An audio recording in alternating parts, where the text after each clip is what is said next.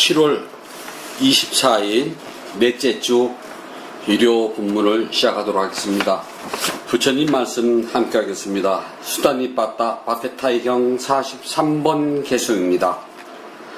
동물이건 식물이건 어느 생물에게도 폭력을 쓰지 않고 또 죽이거나 죽이도록 하지 않는 사람, 그를 나는 브라만이라고 부릅니다. 동물이건 식물이건 어느 생물에게도 폭력을 쓰지 않고 또 죽이거나 죽도록 하지 않는 사람, 그를 나는 브라만이라고 부릅니다. 동물이건 식물이건 어느 생물에게도 폭력을 쓰지 않고 또 죽이거나 죽이도록 하지 않는 사람, 그를 나는 브라만이라고 부릅니다. 바세타 경에서 이제 동물에게 폭력을 쓰지 않고 죽이지 않고 죽이도록 하지 않는 것은 이해가 되는데, 식물에게도 하면은 이해가 잘 안 되실 겁니다.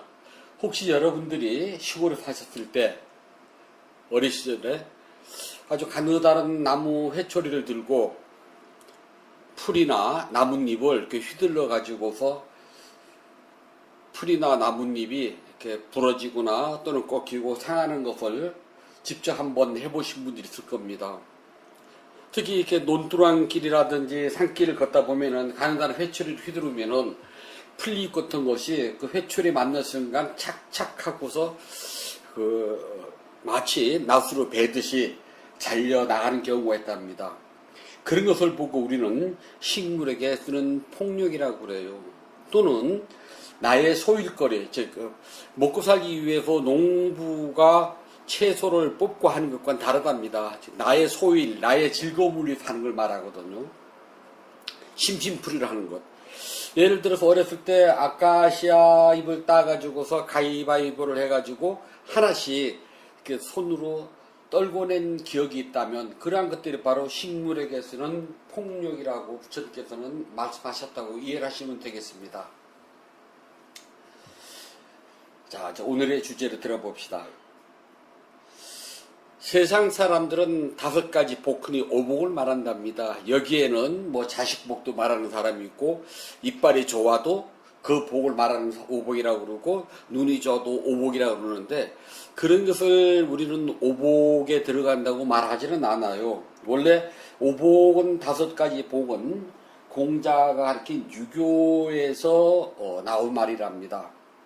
유교에서 말하는 5가지 복은 뭐냐면은, 첫 번째 오래 사는 거예요. 장수. 요즘이야 뭐 환갑은 노인 치료도 들어가지 않고 그렇지만은, 예전에는 환갑이 되면은 아주 성대하게 잔치를 베풀었어요. 뿐만 아니라 70살이 되었다 그러면은 옛날부터 보기가 드문, 아주 지극히 드문 일이다 그래서 고래 희귀하다 그래서 희를 쓰거든요. 라고 하는데, 자, 그렇다면은 요즘은 어떨까요? 예를 들어서 제가 어렸을 때 모시던 어른 스님들을 보면은 환갑이 넘어가시면은 정말 얼굴이 쭈글쭈글 하시고, 멀리서 봐도 그 어른 스님들을 뵙는 순간 아우 연세가 드셨구나 하고서 저절로 이렇게 노인 대접을 했답니다. 근데 지금은요, 저를 보세요. 제가 내년에 70인데 제 얼굴을 보면은 제가 봐도 예전 어렸을 때 어른 스님들의 그 쪼글쪼글한 얼굴과는 전혀 다르게 하죠. 팽팽하답니다. 근데 요즘은 오래 산다는 것이 과연 그 기준점이 어디인가 라고 생각해 볼 일이랍니다. 물론 평균 수명에 따라서 평균 수명을 다 할 때 오래 살았다라고 하겠지만은, 뭐 그것도 사람에 따라서 다 다르기 때문에 어떤 것이 오래 살았다, 적게 살았다라고 말하기는 또 그렇답니다. 아무튼 오래 사는 거, 장수가 첫 번째 복이에요. 두 번째 복은 오래 살기만 뭐합니까? 오래 살아도 주머니가 텅텅 비면은 나이값 하기가 힘들어요. 요즘 이제 흔히 하는 말이, 아들이 결혼을 하게 되면은 이제 친손자, 외손자가 아니라 친손자나 친손녀를 보게 된답니다. 그럴 때 하는 말이 뭐냐면 할아버지 유모차라고 그러네요. 이 유모차는 그냥 저 길거리에서 파는 그런 것이 아니라 애기 엄마들은 보면 다 안답니다. 이른바 유모차의 벤진이 뭐 유모차의 캐딜락이니 할 정도로 해외에서 유명한 상표가 붙은 그런 유모차를 사줘야 된답니다. 어디도 그뿐인가요? 우리 집에 와서 자식을 낳아줘서 우리 가문이 풍성해졌다고 며느리에게 임신을 했다고 임신을 통보하는 순간 요즘 뭐 임밍아웃이라고 그러나 임밍아웃을 하거나 또는 뭐 기타 등등의 일이 있으면 시아버지 주머니에서 고생했다고 왜 그걸 주는지 모르겠지. 아무튼 그걸 줘야 된답니다. 특히 이제 아이를 낳고 나면 뭐 해산 축하금 무슨 축하금 해가지고 금일봉을 줘야 되는데 그 금일봉이 얼마나 들어가야 될 것 같아요. 또 자기들끼리 이야기도 한답니다. 얼마나 받았냐고. 그래서 나이가 들면은 오래 사는 것이 중요한 것이 아니라 나이에 맞춰서 돈을 쓸 줄 알아야지만이 대접을 받는다 그래요. 그래서 하는 말이 구일목전이라는 말이 있답니다. 입구자. 돈이 생기면은 내 입만 집어넣으면 구예요. 혼자 먹기 바빠. 그러나 이제 직급이 올라가고 좀 사정이 넉넉하면 나만 먹는 것이 아니라 위에다가 좀 말하면 로비라고 그러잖아요. 뿌릴 줄도 알아야 돼요. 그래서 날일자가 2개가 들어가서 1그래. 날일자가 입구자가 2개거든요. 더 넉넉해지고 직급이 올라가면은 나도 먹고 위도 주고 아래도 줘야 돼요. 그래서 입구자가 3개가 보여진 것처럼 보인 눈, 목자를 쓴답니다. 더 넉넉해지고 나이가 더 들고 그러면 위로, 아래로, 옆으로 친구들도 줘야 되기 때문에 입구자가 4개 들어간 닷전자를 써요. 그걸 보고 구일목전이라고 한답니다. 나이가 들면은 구일목전 법칙을 지키지 않으면은 어디 가서 대접받기 힘들어요. 그래 나이가 들면은 친구들에게도 밥을 사야 되고 후배를 만나도 밥을 사야 되고 선배를 만나도 밥을 살 줄 알아야지만이 어디 가서 그래도 대접받고 뭐에다 힘을 준다 그러거든요. 그렇지 않으면은 사람 만나는 게 겁이 나고 자꾸 쪼그라든다 그래요. 그래서 사람들은 적당히 돈이 있는 게 필요하거든요. 그걸 보고 2번째 넉넉함, 즉 부를 말합니다. 3번째는 오래 살고 돈 많으면 뭐해요? 내 몸이 아파서 골골골골 되면은 아무 소용없거든요. 아무리 또 건강해도 돈이 없으면은 또 사람이 초라해져요. 그래서 3번째는 건강이랍니다. 우리 강령이라고 그래요. 사람은 돈, 수명 장수, 여기에 건강까지 붙으면은 나무랄 데가 없다고 그래요. 그러나 아무리 돈이 많고 오래 살아도 아프면 다른 가족들이 또는 다른 친지들에게 짐덩어리가 된답니다. 우리 속담에 긴병에 효자 없다고 그래요. 예를 들어서요. 나이 아들 아파도 한 3일 아프다가 죽으면 자손들이 섭섭하다고 그런답니다. 병구안도 못하고 돌아가셨다고요. 그래서 딱 3달 정도만 아프면 좋대요. 근데 요즘 젊은 사람들이 이야기 보면 3달도 길답니다. 요즘처럼 바쁘시 하루하루가 바쁜데 어떻게 3달씩이나 환자에게 매달 수가 있냐고요. 그럼 얼마나 적당하니라고 물어보면 한 보름 정도면은 서운 섭섭하지 않고 적당하다고 이야기를 한답니다. 과연 그럴까요? 그렇다면은 건강이라고 하는 것이 어느 선까지를 바라보고 우리가 건강이라고 할 수가 있을까요? 자, 수명도 명도 길고 오래오래 살고 주머니도 조금 넉넉하고 건강도 있고 그렇다면은 4번째는요. 사람을 만나면은 덕을 베풀 줄 알아야 된답니다. 나이가 들수록 덕을 베풀 줄 알아야지, 나이가 들어서도 덕을 베풀 줄 모르면은 사람은 참 관에 못 박을 때 인심이 흉흉해지거든요. 그래서 나이가 젊으나 또는 나이가 들었으나 다른 사람을 보게 되면은 자기가 가진 형편껏 능력껏 덕을 베풀 줄 알고 덕 쌓기를 좋아해야 된답니다. 근데 덕 쌓는다는 게요, 이게 말이 쉽지 실제 행동으로는 그렇게 쉬운 일이 아니랍니다. 그래서 덕 쌓기를 좋아하면 군자라고 그래요. 그리고 여기서는 네 번째 복은 덕을 좋아하고 실행하기를 좋아하는 유호덕이라고 그런답니다.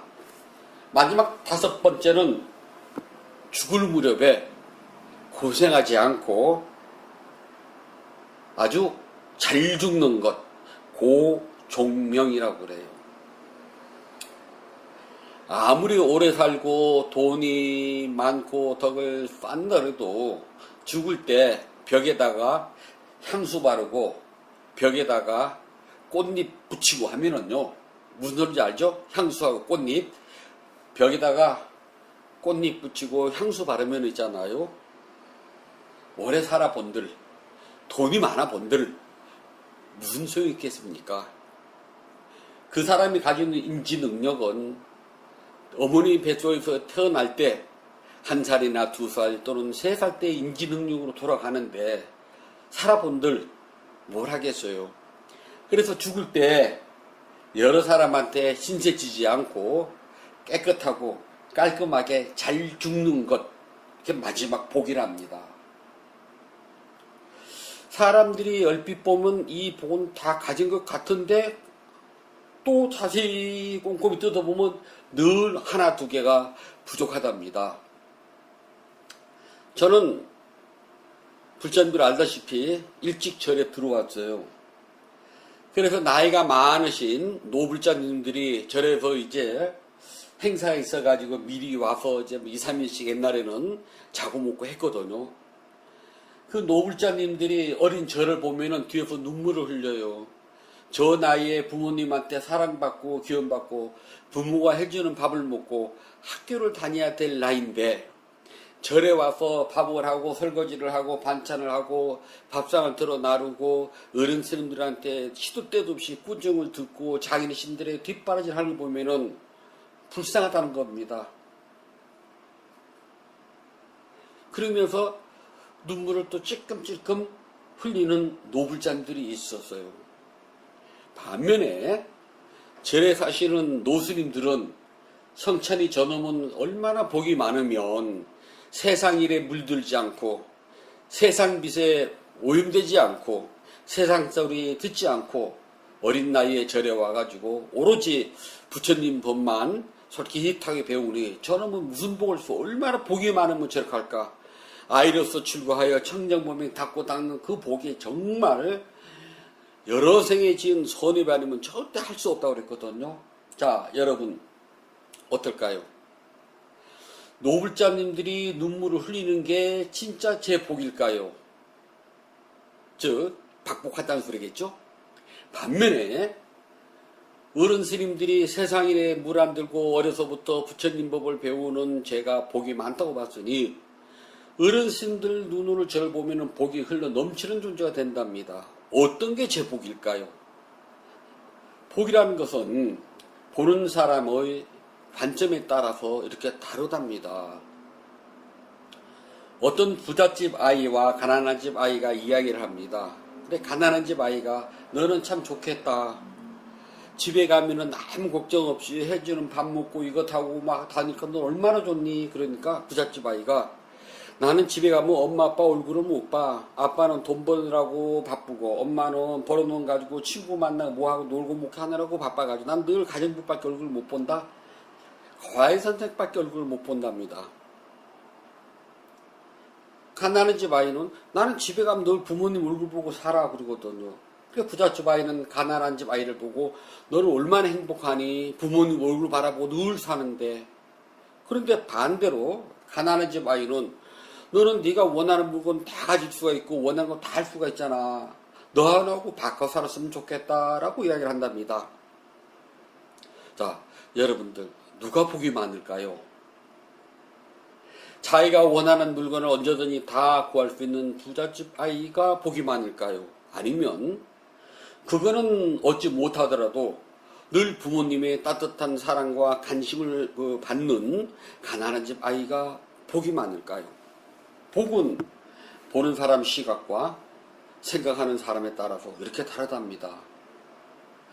저는 제가 저를 볼 때요, 할매들이 저를 보고 눈물을 흘리며 저 애기 스님은 불쌍도하게 어려서부터 절에 와가지고 저 천덕구르기처럼 손은 다 터져가지고 피가 줄줄 흐르고 밥도 제대로 먹지도 못하고 우리가 남긴 누룽지나 먹고 식은 밥이나 먹는데 불쌍하다고 그러는데, 저는 제가 저를 생각해 보면은 정말 세상일에 물 안 들고 어려서부터 오로지 부처님 법만 배운 전 정말 복 많다고 생각하거든요.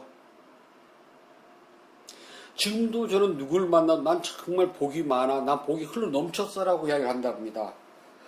그런데 늦게 출가한 스님들은 저를 이해를 못해요.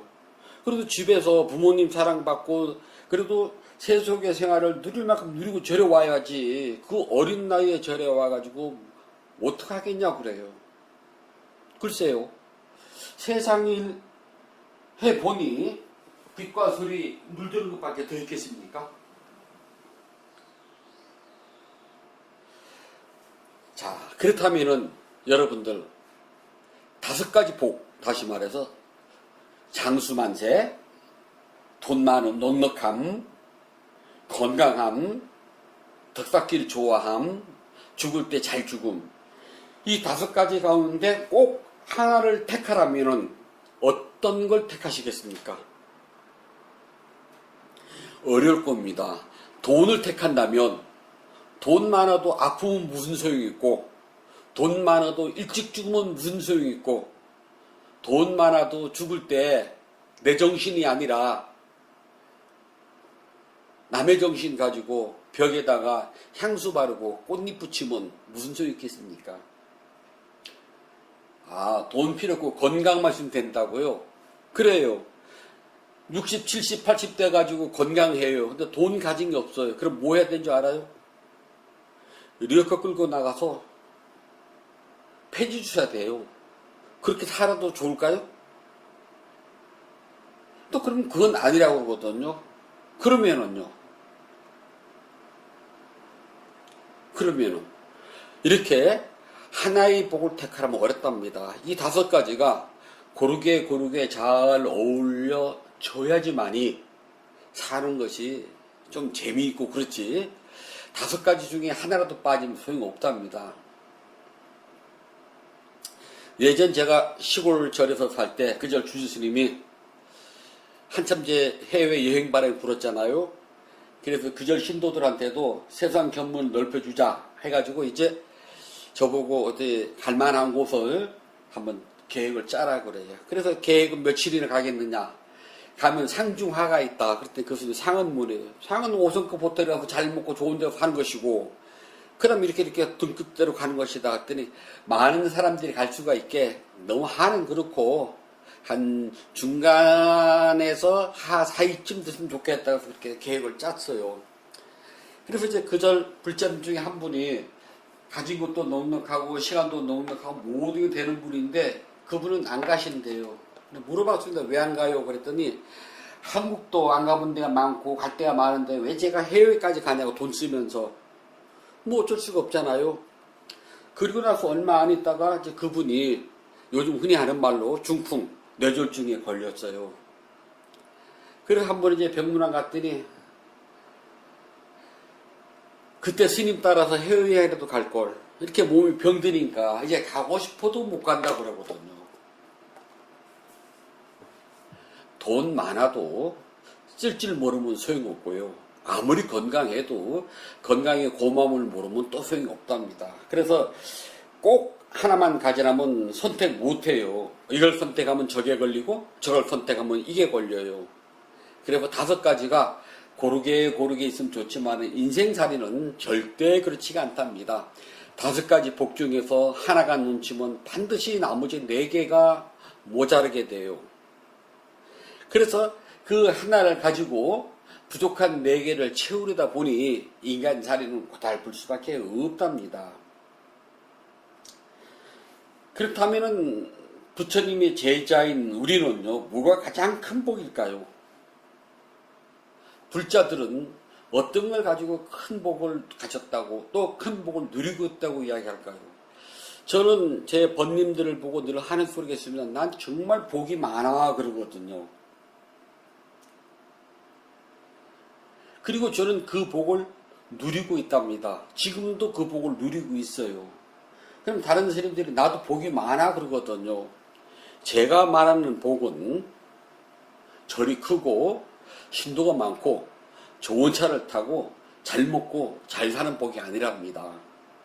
제가 말하는 복은요, 공덕행을 짓는데 아까워하지 않고, 또 가장 중요한 거, 훌륭하신 스승님들을 만나서 부처님 법을 바르게 알고, 그리고 부처님께서 말씀하신 그 길을 바르게 걸어가서 내 몸과 마음을 가지고 부처님의 바른 법을 증명해 낼 줄 안다면 그게 최고의 복이랍니다. 즉 스승의 가르침에 따라 공덕행을 짓고 수행을 해서 삿된 견해에 빠지지 않고 바른 법을 바르게 이해하도록 도와주고 공부를 점검해주는 스승, 제일 중요하답니다. 공부를 점검해주는 스승이 가장 큰 복이에요. 그것이 있다는 것이. 그러면은 나는 나의 몸과 마음을 다 바쳐서 내가 믿고 의지하는 스승이 있습니다. 그 스승은 언제든지 나를 부처님의 바른 법으로 인도해주며 내가 수행을 할 때 내 몸과 마음에서 일어나고 사라지는 현상을 있는 그대로 저에게 가르쳐주고 제가 수행해서 잘못된 길로 나가지 않도록 이끌어 주십니다. 라는 스승이 있냐는 겁니다. 저는 있어요. 다른 어른 스님들이 저보고 죽으러 가면 죽지는 못해요. 죽는 신용은 해요.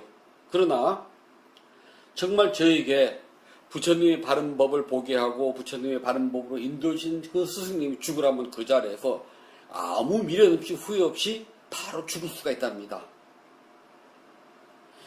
누구든지 이런 말을 할 수가 있다면 정말 행복하고 복 많은 사람이에요. 이 복은 억만금 재물을 준다고 한들 바꿀 수가 없는 겁니다. 병 없이 아무리 수명이 장수한 복을 누렸다 하더라도 그것과 바꿀 수가 없어요. 자신이 좋아하는 것을 언제든지 손에 넣을 수가 있고 좋아하는 곳에 언제든지 갈 수가 있고 좋아하는 음식을 언제든지 먹을 수 있다 하더라도 그 복과도 감히 비교할 수 없는 복이랍니다.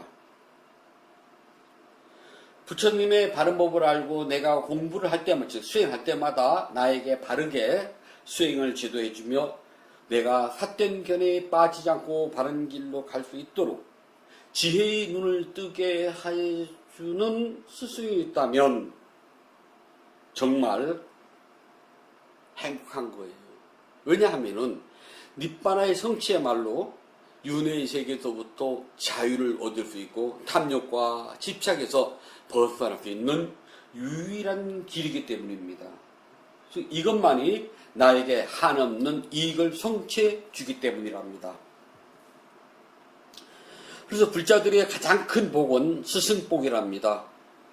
경을 가르쳐주고 유를 가르쳐주고 하는 스승도 중요하지만 그것보다는 더 중요한 것은 나에게 수행을 적실하게 지도해주고 수행을 통해서 내가 부처님의 바른 법을 볼 수가 있고, 즉 바른 법을 본다는 것은 내 몸과 마음에서 일어나고 사라지는 현상을 바르게 지도를 해주며 그 현상에 끌려서 잘못된 길로 빠지지 않고 오직 부처님 가르침대로 바른 길만 갈 수 있도록 이끌어주는 사람을 우리는 스승이라고 말한답니다.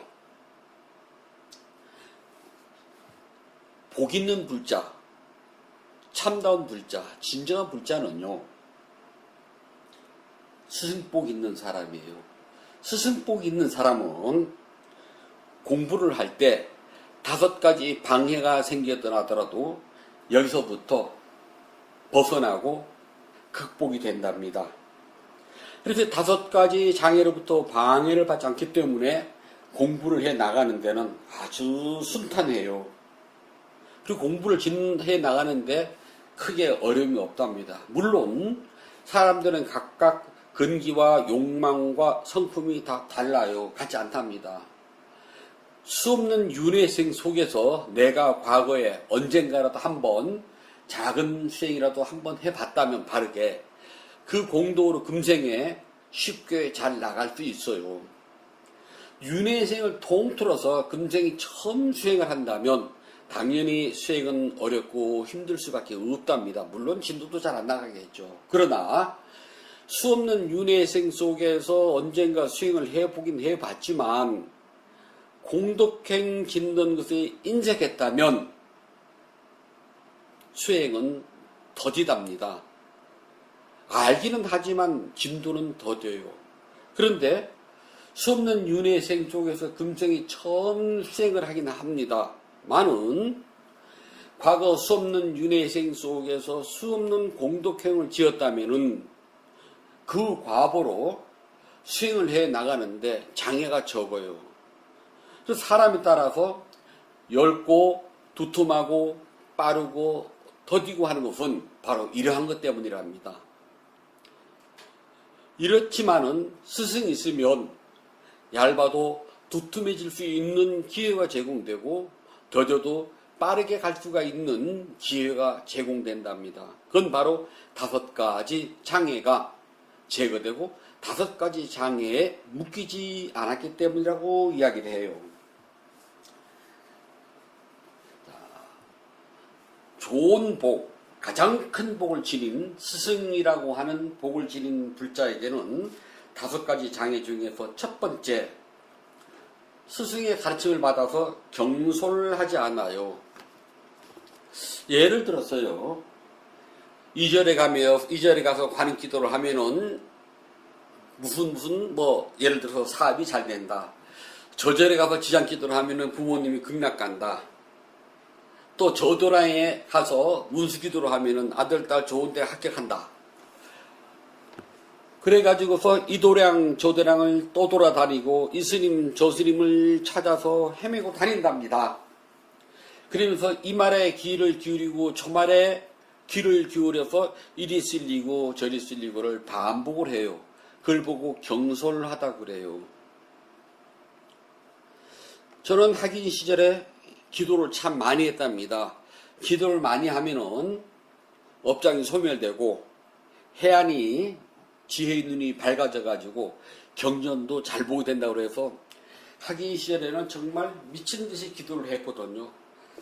그렇게 기도를 하다가, 기도를 그냥 합니까? 방학 때가 되면은 유명한 도량에 찾아가서 기도를 한답니다. 그래서 우리나라에 유명한 기도처는 안 가본 데가 없어요. 그러다가 어느 날 문득 이런 생각이 들었습니다.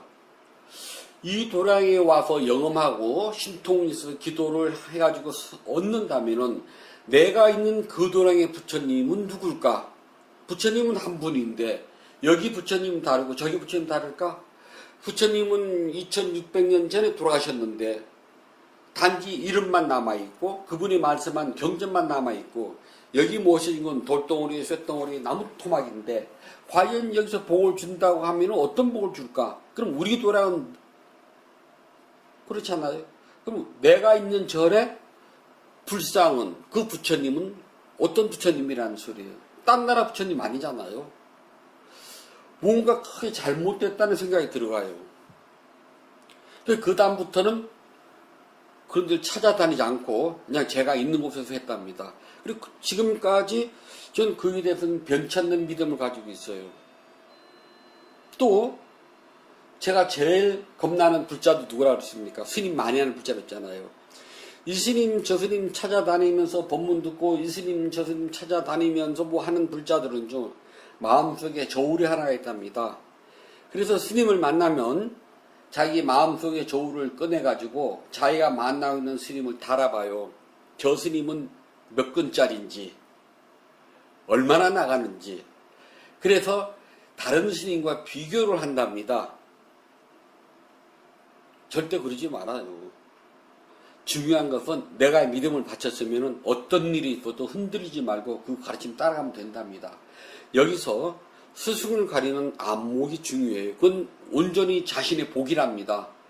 그 복은 내가 부처님 복을 바로 알고 바로 이해를 해가지고 깨달음 길로 나가고자 할 때 내가 알고 있는 스님이 나로 하여금 부처님의 복을 바르게 알려주고 내가 한 수행, 즉 공부를 점검해주고 바른 길로 인도할 수 있느냐 없느냐가 제일 중요해요.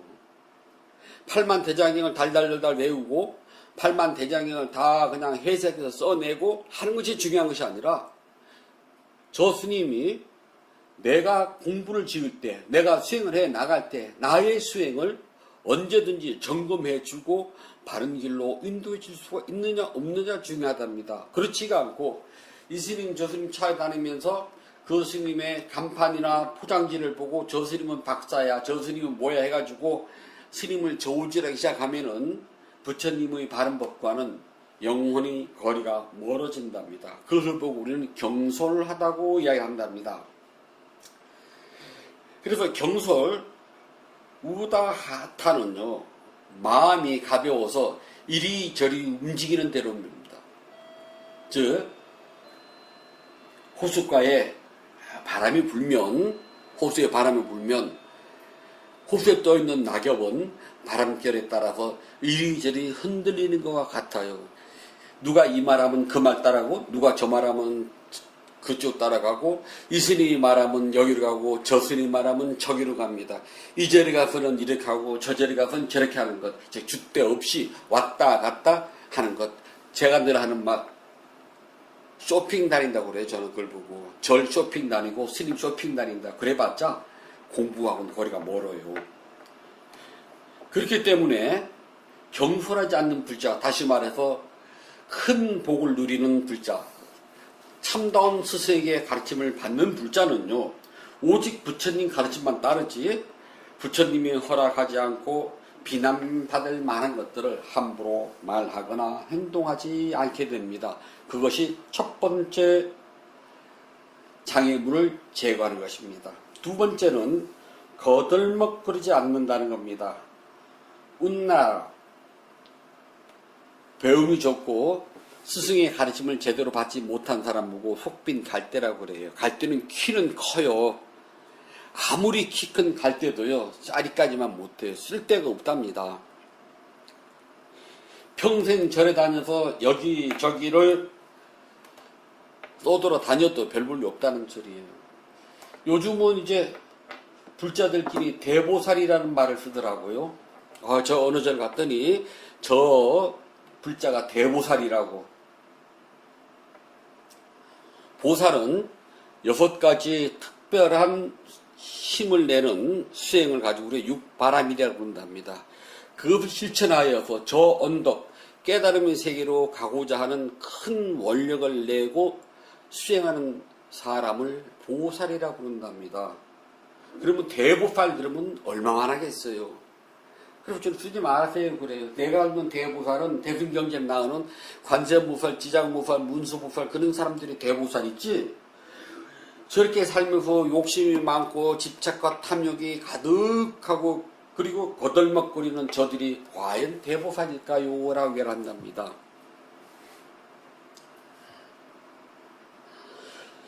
거들먹거린다는 거는요, 내가 다니는 그 절에 좀 시주 좀 많이 하고 불사에 동참 많이 하면 대보살인 줄 알고 있거든요. 그건 대보살이 아니랍니다. 보시바람일이라는 것은 많고 적고 귀하고 천한 것이 중요하지 않아요. 전 인도를 통일한 아육왕이라고 우리가 한문으로 나와요. 아육왕이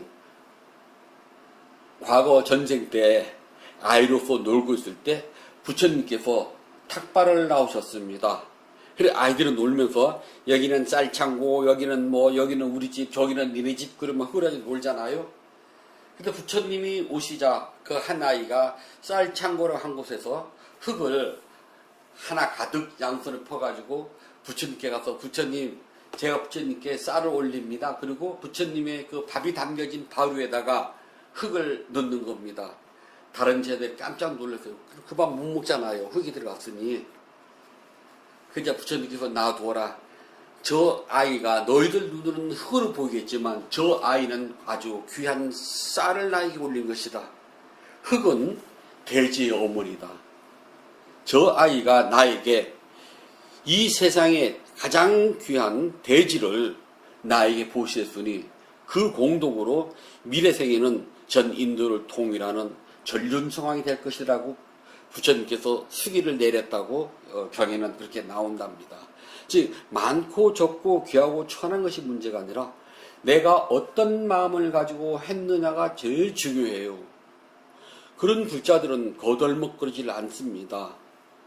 무엇인가 내가 했다는 마음을 갖게 되면은 어느 날 내 기분이 나쁘고 내 감정이 상하게 되면은 그 도량, 그 스님을 보고 뭐라고 하냐면은 나 할 만큼 했어요라는 소리를 너무나 쉽게 이야기를 한답니다. 우리가 수없는 윤회생 속에서 할 만큼이 얼마큼일까요?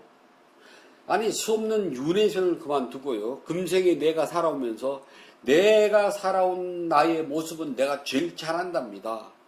내가 살아온 나의 모습에서 지금까지 내가 지은 공덕행이 얼마나 된다고 할 만큼 했다는 소리가 나올까요? 즉 공덕행을 지을 때 할 만큼 했다는 소리는 뒤집어서 말하면 나는 내가 지은 잘못의 무게를 압니다. 즉 내가 지은 잘못의 크기를 안다는 소리예요. 다른 말로 할게요. 죄업의 크기와 죄업의 무게를 안다는 소리거든요. 알까요 과연요? 자신있게 말할 수 있습니까? 그렇지가 않답니다. 그런데도 서투르치 했다고 하는 집착, 했다고 하는 그 욕망이 마음속에 들어가 있으면 거덜먹거리게 돼요. 내가 누군데? 누구긴 다들 우리가 똥 만드는 기계이고 죽어가는 존재일 뿐인데요. 나이 먹었다는 것은 죽으면 그만큼 가까워졌다는 소리밖에 안 돼요. 그래서 수행을 하는 불자는 무엇을 하든 겸손하지 거덜먹거리지 않게 된답니다. 왜냐하면 스승은 거덜먹거리는 걸 싫어해요. 수행을 얼마큼 했던, 정언을 얼마큼 받던, 보시를 얼마큼 했던 하나도 안 중요해요. 그래서 스승은 끊임없이 공덕행을 지어야 된다고 가르칠 뿐이고 스승은 끊임없이 마음을 낮추고 겸손하라고 이야기를 한답니다. 그래서 스승에 배운 사람은 자신이 한 어떤 행동이든지 그것을 마음속에다 갈무리 해두지 밖으로 드러내진 않아요. 그래서 거덜먹거리지 않게 된답니다. 그래서 누가 무슨 말을 하더라도 귀담아 듣고 그리고 그것을 겸손한 마음으로 받아들인답니다. 남의 말을 무시하거나 내 멋대로 행동은 하지를 않게 됩니다. 세 번째는 입이 거쳐지는 재앙을 막아줘요. 입이 거칠어지면은요, 입에서 육두문자가 저절로 나오고 매사에 뭐를 하더라도 불평불만이 가득 찬 소리를 먼저 하게 돼 있어요. 입을 가지고 고운 말, 향기로운 말만 해도 다 못하고 죽는데 이 입을 가지고 엎짓는 데에 일수를 한답니다. 남을 욕하고 비방하고 제가 제일 싫어하는 거 모여 앉아서 남의 뒷말하는 거예요. 저와 함께 살아본 스님들은 저를 잘 알아요. 저 절대 남의 말 안 하거든요. 물론 절대라는 말이 어폐일지 모르겠지만은요. 제가 그동안 불자로 살면서 특별한 경우 아주 좋은 일이 아니라면은 그냥 어떤 절에서 어떤 스님이 어떤 불자가 그러지 구체적으로 땡땡절에서 또 땡땡 스님이 땡땡 불자가 라고 이야기하는 경우는 보는 것이 굉장히 드물 겁니다. 하물며 수행을 하는 우리 불자들, 공덕행을 짓는 불자들은 입이 거칠어서는 안 돼요. 묵하라. 두말 하지 말고 딴소리 하지 말고 남 흉보지 말고 그러라는 겁니다. 그리고 입이 거칠어서 이 말 저 말 함부로 하게 되면 마음이 산란스러워요. 마음이 산만해져가지고 말이 절제되지 않고 있잖아요. 아무 말이나 함부로 가볍게 한답니다. 입은 화의 문이랍니다. 그래서 구시화문이라고 그래요. 입 쪽에는 도끼와 칼을 가지고 있어가지고 남을 찌르고 남을 찢기도 하지만은 이게 마지막은요, 남을 베고 남을 찍는 것이 아니라 자신 몸을 베고 자신 몸을 찢게 된답니다. 무서워요. 그래서 남만 하지 않도록요. 말을 많이 하면은 삼매가 깨져요. 그래서 말은 줄이고, 굳이 한다 그래도 남을 비난하고 남을 흉보기보다는 남을 칭찬하고 좋은 것을 본받도록 노력하도록 해야 됩니다. 그리고 절제해서 말할 줄도 알아야 되고요. 자, 네 번째는 마음 챙김을 놓아버리지 않게 된답니다. 수행을 한 불자라면은 길을 가다가 자기도 모르게 문득 왼발 오른발 할 수도 있고요. 몸을 이리저리 움직이다가 자기도 모르게 손보듬, 다음 그렇게 할 수도 있어요. 또는 가만히 앉아있다가 갑자기 일어나면 사라짐하기도 하고, 또는 잠을 자려고 엎치락뒤치락 하다가 자기도 모르게 한두 번이라도 이렇게 일어나면 사라짐하고 볼 때가 있답니다. 그게 아무것도 아닌 것 같죠? 굉장한 일이랍니다. 세상 사람들 거의 대부분이 자신의 몸과 마음에서 어떤 일이 생기는지 몰라요.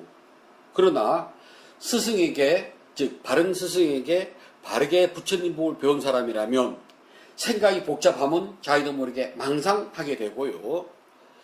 참 꼴 사는 걸 보게 되면 보임하고, 듣기 싫은 소리를 들을 때 들림이라도 한 번쯤 할 수가 있답니다. 혹시 그런 경험들이 있다면 잘 아실 거예요. 이것은 그래도 어쩌다 한 번이라도 마음 챙김을 놓아버리지 않았다는 겁니다. 마음 챙김을 놓아버리는 건 재앙이에요. 그러나 스승의 끊임없는 잔소리와 가르침 덕택에 가뭄에 콩나듯이라도 마음 챙김을 한 것은 윤회의 생 속에서 언젠가는 바르게 올곧게 수행을 해서 깨달음을 성취할 수 있는 기약이 있는 겁니다. 즉 적금 통장에다가 돈 한번 넣은 거예요. 처음 넣기가 어렵지, 그 다음에 두 번, 세 번 하다 보면 자꾸 넣게 돼 있거든요. 금생에는 어쩌다가 먹고 사는 게 힘이 들어가서 어쩌다가 한번 일어나면 사라짐하고 왼발 오른발도 하고 망상도 했지만은 언젠가 또 생이 바뀌면 이러한 것들을 자연스럽게 하는 날이 올 겁니다.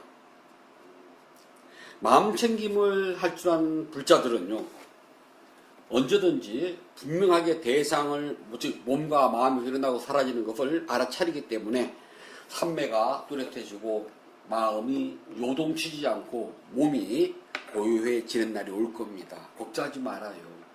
이것만 해도 큰 복인 줄 알고 계시면 된답니다. 마지막 다섯 번째는 마음이 산란하지 않는답니다. 스승의 가르침을 받은 불자들은 마음이 대상에 집중하지 못하고 이리저리 흔들고 이리저리 떠돌아다니고 하는 것들이 다른 사람보다는 조금 나아요.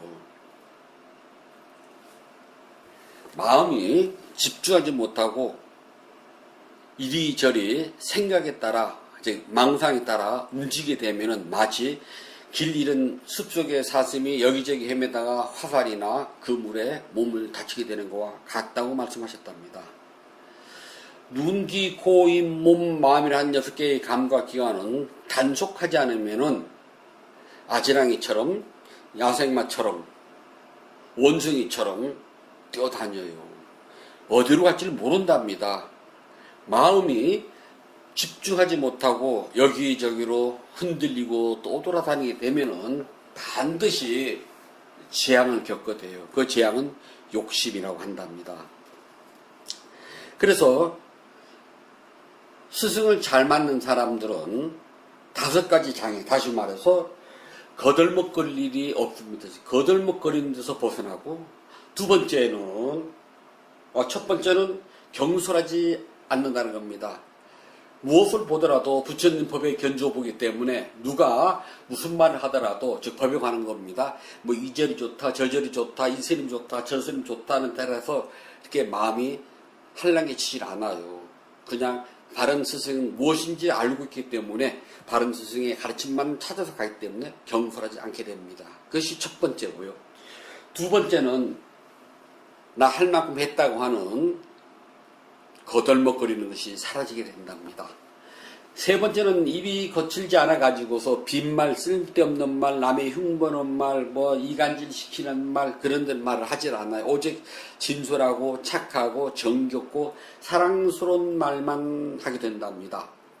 네 번째는 마음 챙김을 놓아버리지 않기 때문에 언제라도 나도 모르게 부지불식간에 왼발 오른발도 할 수 있고 일어나는 사람이기도 하고 망상 또는 보임, 들림이라도 하게 된답니다. 그 복이 굉장히 큰 복이에요. 마지막 복은 늘 마음을 챙기기 때문에 마음이 산만하지 않아요. 어지럽지 않고 집중하려고 하는 스스로의 노력이 있답니다. 이처럼 이 세상에서 가장 큰 복인 바른 스승을 만난 불자들은 깨달음의 성취에 방해가 되는 5가지: 경솔함, 거덜먹거림, 거칠음, 마음챙김을 놓아버림, 마음이 산만함이라고 하는 이 5가지 장애로부터 벗어나게 된답니다.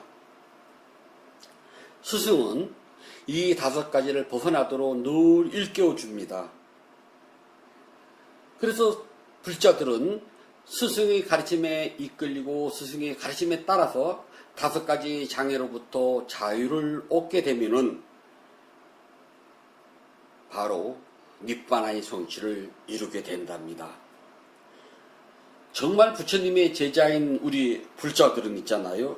세상에서 말하는 복, 수명장수, 재물의 풍족함, 건강함, 하고 싶은 일을 마음껏 함, 죽을 때 곱게 죽음 따위가 아무 소용 없다는 걸 알게 된답니다. 왜냐하면 이걸 해본들 마지막은 죽어요. 죽고 나면 또 윤회가 계속되기 때문에 여기에 묶여가지고 웃고 울고 하지 않는답니다.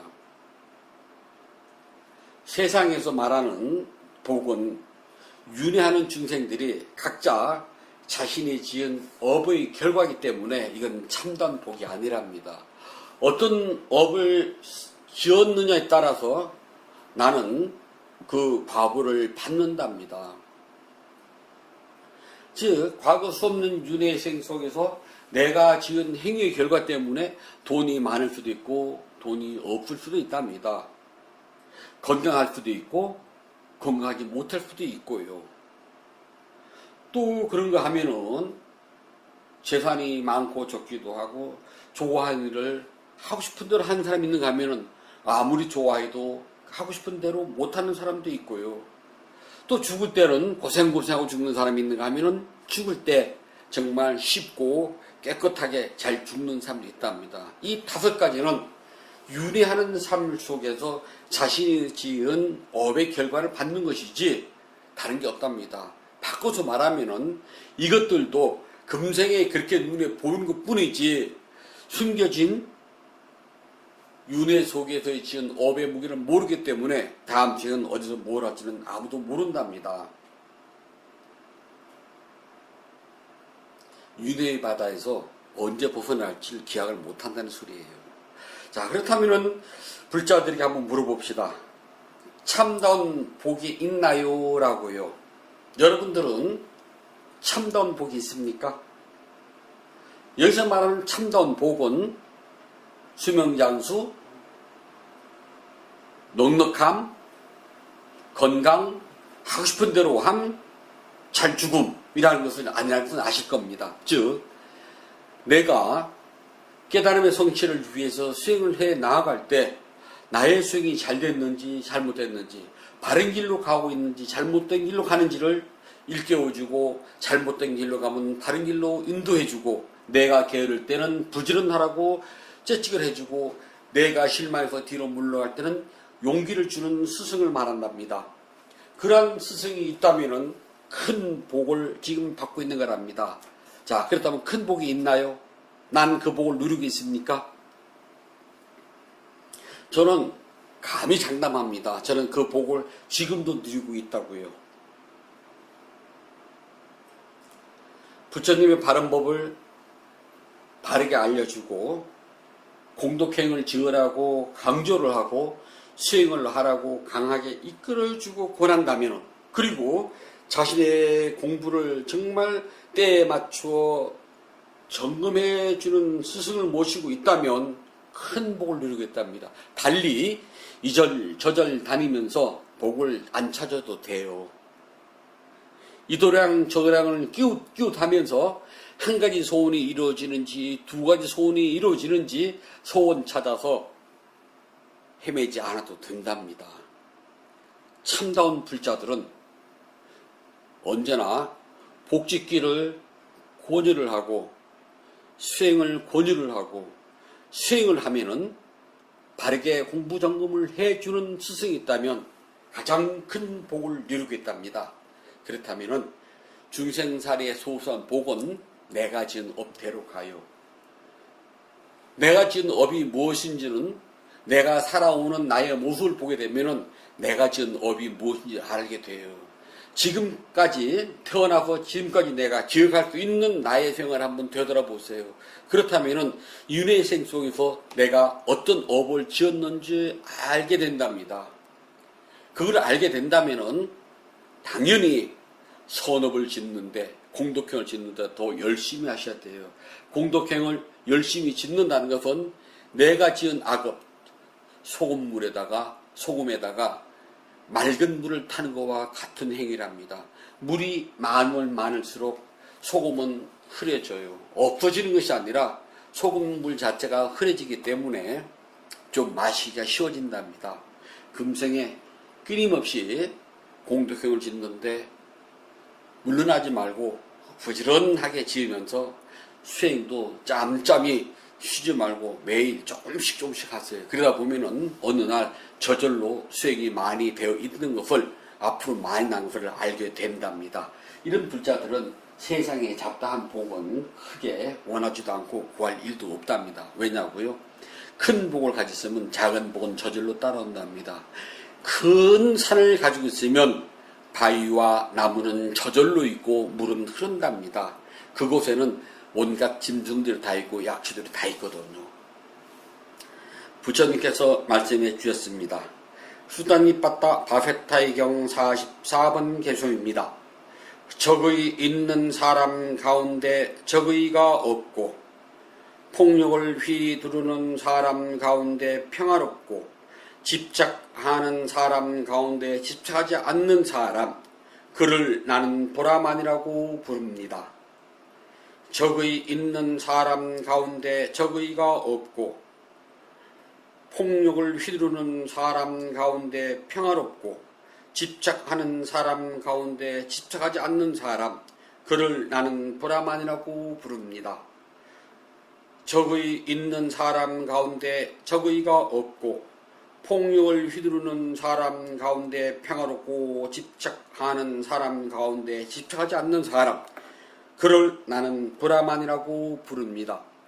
7월 24일 넷째 주 일요 본문을 마치도록 하겠습니다.